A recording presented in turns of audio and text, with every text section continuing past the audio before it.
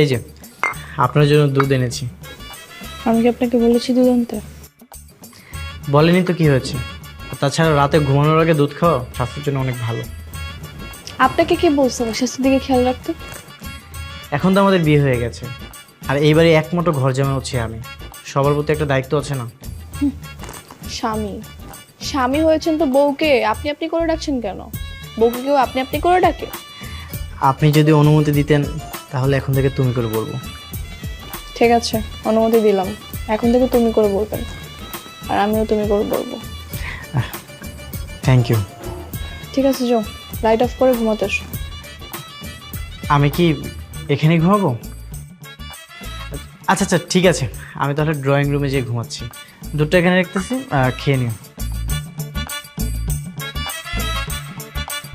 এই, কোথায় যাচ্ছ? ঘুমাতে যাচ্ছি। তোমার কি কিছু লাগবে? পাশের বউকে রেখে কেউ ড্রয়িং রুমে ঘুমাতে চায়?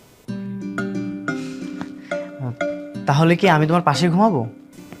এখানে ঘুমাতে হবে না, নিচে ফ্লোরে বিছানা করে ঘুমাও। এখানে চাদর আছে। আচ্ছা ঠিক আছে।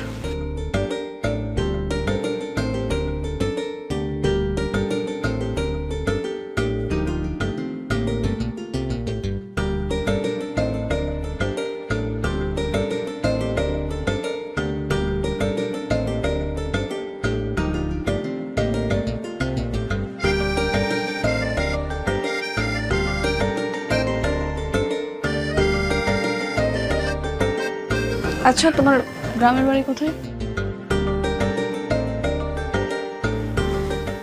নদীতে। নদীতে মানে?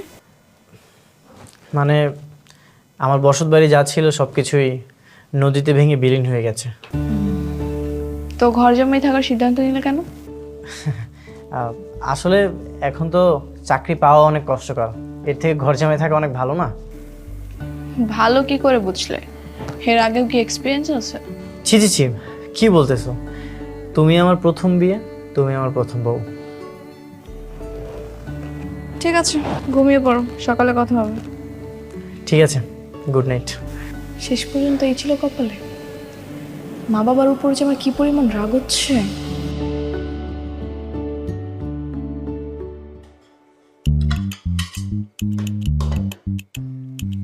দুলাভাই, আপনি তো ভালো রুটি বানাইতে পারেন। আমি সবই পারি বুঝলা।